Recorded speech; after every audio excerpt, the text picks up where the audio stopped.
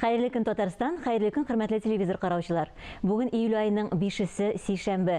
Мине Захмәҗанова һәм тапшырубызның иҗат төркеме барыгызга да матур, файдалы көн теләп калабыз. Бүгенге көн тарихка нинди вакыйгалар белән кереп калган, шул турда алдагы минутта кыскача булыр. Бүген халыкара үз хезмәтен айруча яратып эшләүчеләр көне. Халык телендә андыйларны трудоголик дип йөртәләр һәм бу диагноз. Мондый кешеләр эшне бердән-бер үз мәшгульлек дип саныйлар. Психологлар бәйлелекнең әлеге төрен дәваларга кирәк дигән фикер йөртәләр. 1841 елның 5 июлендә Томас Кук беренче тапкыр оештырылган төркемнән торган туристик сәяхәткә чыгып китә. Бик тиздән мондый төр сәяхәтләр популярлык яулый. 10 ел эчендә Томас Кук һәм уллары туристик компаниясе аша 3 миллион кеше сәяхәт итә. 1881 елның 5 июлендә Эмиль Брунш Мисырның данлыклы патшалар даласында зур ачыш ясый. Луксор астында унлап саркофагларга тап була. Эмиль Брунш әлеге табылдыклар белән Каир музеен гына түгел, дөнья тарихында баета. Битник, кайын яфрагы, ала миләүшәсе, мәтрүшкә һәм башкалар. Булар кеше организмы өчен үтә дә файдалы булган үләннәр, ә фитотерапия иң борынгы дәвалау ысулы. Меңләгән ел элек үләннәрнең шифасы турында борынгы табиблар язып калдыра. Аларны куллану кагыйдәләре турында тапшырубызның эксперты, медицина фәннәре кандидаты Илдус Латфуллин сөйли. Бүгінгі көндә заманча медицина біз исбатлы медицина дип атыйбыз, доказательный медицина. Бүгінгі көндә табиблар куллана торган методлар, алар исбат ителгән булырга тиеш дип санала. Менә бу исбатлы медицина күзегеннән чыгып караганда, фитотерапия, даруларны кулланып дәвалану булышмый дип санала. Күпчелек вакытта фитотерапия дару белән дәвалану менә заманча медицина аны плацебо дип саный. Плацебо русча әйткәндә пустышка, ягъни кеше менә бу даруның файдалы булуына ышанып, үз-үзен ышандыра дип санала инде бит. Алай булса да, булай катгый рәвештә фитотерапияны кулланмагыз дип әйтү дөрес түгелдер инде, аның традициясы бай. Күпчелек вакытта фитотерапия ул зарарсыз әйбер, шуның өчен әгәр дә аны белеп куллана торган табиб бар икән, фитотерапияны кулланырга ярый. Ләкин аның да кайбер нюанслары бар. Фитотерапия һәр вакыт зарарсыз түгел. Җыелган үлән сәламәт, дөрес җыелган үлән булырга тиеш. Мәсәлән, әгәр дә бу үлән авыру икән, аңа гөмбәчек кунган икән, ул зарарлы булырга мөмкин.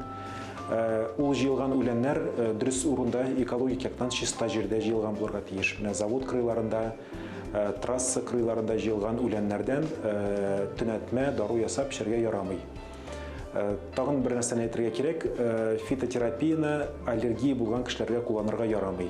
Моның белән еш кына очрашып торырга туры килә. Менә бала озаклап йөткерә икән, ул йөткерү аллергия белән бәйле. Әниләр мәсәлән моны белми икән, табиблар моны аңлап бетермәгән икән, аңа үләннән ясалган дару биргәч, аның хәле начарлана. Шуның өчен фитотерапия ул һәр вакытта зарарсыз түгел. Әгәр дә үләннән ясалган даруны дөрес ясамаганнар икән, ул да зарарлы булырга мөмкин. Мәсәлән, кайбер үләннәрне кайнатып төнәтмә ясарга кирәк, кайбер үләннәрне кайнатмыйча гына. Моның да нюанслары бар. Шуның өчен, әгәр дә сез фитотерапия белән дәваланырга уйлыйсыз икән, моны барып тик табиб белән киңәшләшеп кенә эшләргә кирәк. Шунысын әйтергә кирәк, менә заманча исбатлы медицина күзегеннән чыгып караганда, бу плацебо дип саналганга күрә, әгәр дә авыруыгыз җитди икән, ниндидер җитди авыру бар икән, фитотерапия гына ышанып дәваланырга кирәк түгел. Фитотерапия ул кеше сәламәтлегенә зур зыян килгәндә әлбәттә булышмаячак. Ниндидер куркыныч булмаган салкын тиюләр, ниндидер куркыныч булмаган йөткерүләр булганда, ул вакытта фитотерапия кулланырга ярый. Ләкин әгәр дә авыру җитди икән, фитотерапияга гына ышанырга кирәк түгел. Без туры эфирдә эшлибез, көнегез хәерле, һәр эшегез уң булсын дигән теләктә калып дәвам итәбез. Уеннар. Борын-борынгыдан халыкның көн күреше, хезмәтен чагылдырган. Милли йөзебез, гырыф-гадәтләребез шулай ук борынгы уеннарда чагылыш таба. Халкыбызның этнографиясын өйрәнү өчен дә чыганак булып тора. Студиябезнең бүгенге кунагы борынгы елабыз Аулак и уенына яңа сулыш кертүче Сәрия Закирова.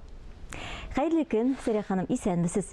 Хәерле көннәр, әссәламу галәйкүм.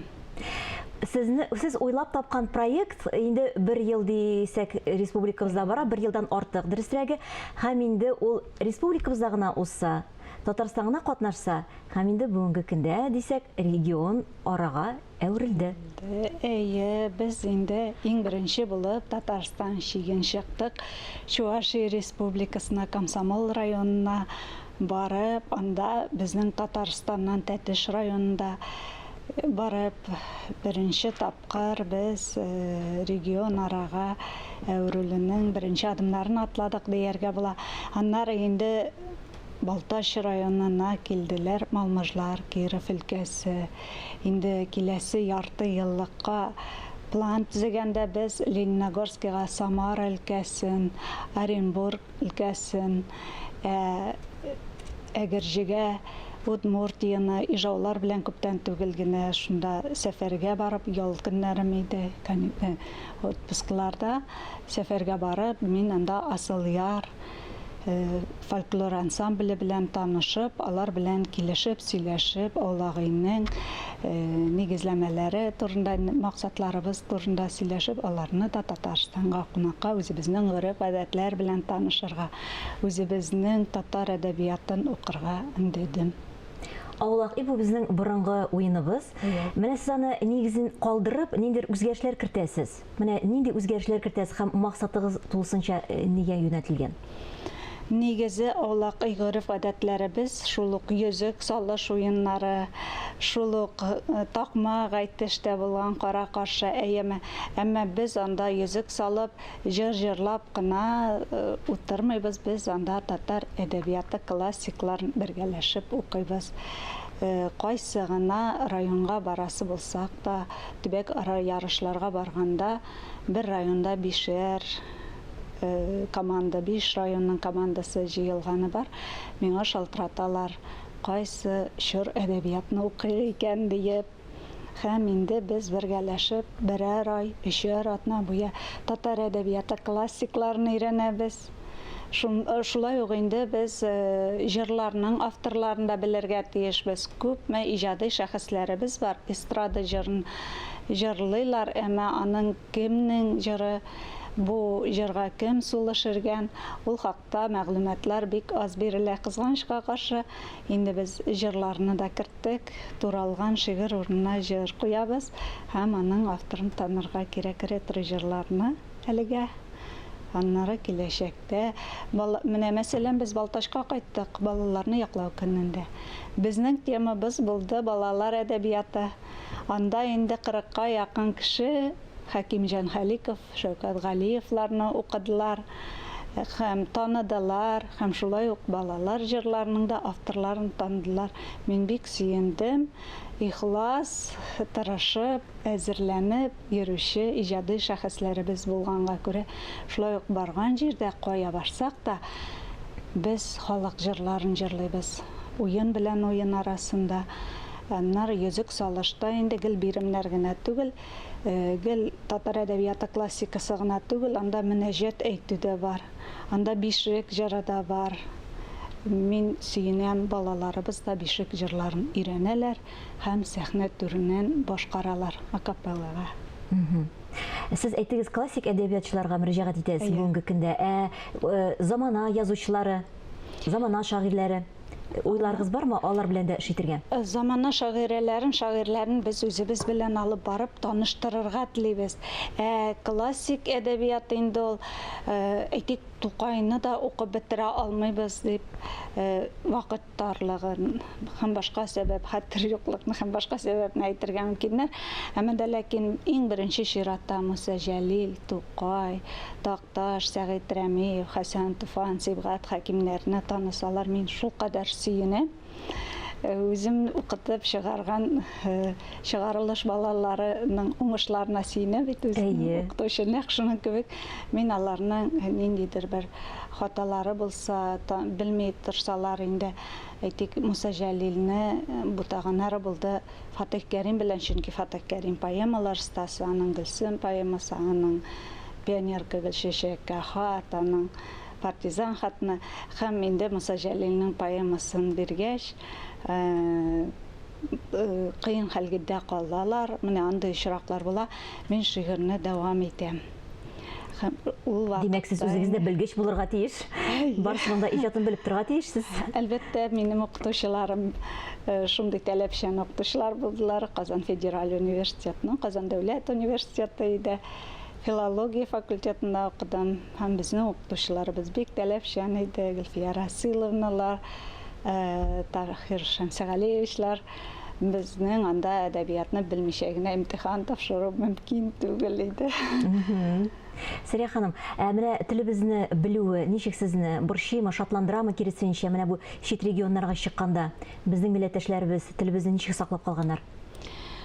Милләттәшләребез бик хуплап, бик сөенеп аулак игә катнаша, чөнки алар бу менә шушы такмак әйтешләрне, шушы йөзек салышларны инде хәзерге буын уйнамаган икән. Татарстанда бар булган әле ул, менә без үскәндә дә алар. Беләсезме, шундый бер кызыклы мәгълүматка тап булдым. 50нче елга кадәр аулак илләр булган икән, уйнаганнар шундый уеннарны 50нче елга хәтлек. Әйе. Республикабызда. Әйе, анар без яшь вакытта да улак илләргә кемнеңдер әтиәнисе кызлары бар бит инде, шәһәрдә укучы кызлары шуның хәлен белергә китәләр. Телефон юк, машина юк, бернинди мөмкинлек юк. Барып хәл беләсе иде. Ул өйдә инде хуҗабикә киткәч, безнең үз яшьтәшләребез җыелып, аулак илләр үткәрә идек. Анда да уеннар уйнап, аулак илләр үтә иде. Нәкъ менә шул заманнар искә төшә минем үземнең. Менә чит регионда, Киров өлкәсендә әйтәләр, аларның әти-әниләре белә, менә такмага итешкәннәр. Без үскәндә әле андый әйберләр бөтенләй беткән иде инде диләр. Димәк, бу гореф-гадәтләрне яңартырга кирәк дигән сүз. Тел белү мәсьәләсендә мин бөтенләй телебез бетә дип әйтмәс идем. Менә әйтик, Балык бистәсенең Биектау мәктәбендә бер бала, 7нче сыйныф баласы, ул рәхәтләнеп бишек җырында җырлады. Ул рәхәтләнеп миллионер уен уйныйбыз. Балалар белән такмак язышып булмый бит. Ул шигырь язу иҗади шәхескә бирелгәннәре килеп утыра бит инде командага. Балалар алар татар әдәбияты дәресләре киметелгәнгә күрә, әзрәк дәреслекне алып, кулга китап алып, шул мин әйткән классикларны булса да карап чыгарга кирәк дигән максат белән инде мәктәпләргә кердек. Алар кемнең миллионер буласы килә уенда, алар миллионер булалар. Шул кадәр теге белем әзерләнеп киләләр. Чувашиягә бардык. Чувашиягә барганда Рамилә Пашалтрата Сәрия менә бөтен әдәбиятны укып бетергә вакыт калмады дип, әйдәгез берәр шәхескә багышлык әле.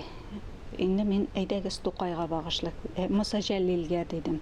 Һәм инде шул вакытта кемнәр алар җәлилчеләр дигән сорау чыгардым йөзек салышта. Вакыт бик аз вакыт аралыгында әзерләнде балалар. Иҗади шәхесләр бик озак әзерләнде, балаларга инде әдәбиятны укыганнардыр дип башта үкмәдем.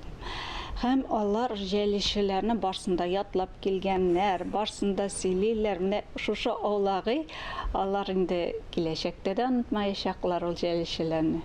Чөнки исләрне Әлбәттә. Кызганыч хәлләр дә бар. Әйтик, мәктәпкә балалар киләләр. Без бит инде Мәгариф министрлыгы белән эшлибез, Мәдәният министрлыгы белән эшлибез. Һәм мин жюрига һәр районнан Мәгариф өлкәсеннән методист яки Мәгариф бүлеге җитәкчесен, шулай ук Мәдәният бүлеге җитәкчесе яки методистны утыртабыз жюрига. Һәм шул мәртәбәле кунаклар каршында 10 бала инде командада, 10 баланың 7сеннән телефонда җыеп алганым бар. Җавапларны телефоннан эзләү. Заманага туры китереп алар да катнашырга тырышалар. Сәрия ханым, килеп көнегезне безнең белән башлаганыгыз өчен бик зур рәхмәт әйтәсебез килә. Бу сезнең үзегез уйлап тапкан проект, ул дәвамлы булсын иде. Шул кадәр матур күренеш ул. Бик зур рәхмәт сезгә. Рәхмәт. Тапшыруыбызны матур бер җыр белән тәмамлыйбыз. Мин Әза Әхмәтҗанова сезнең белән сау булашам. Һәр көнегезне матур фикерләрдән генә башлагыз. Исән, имин булыгыз.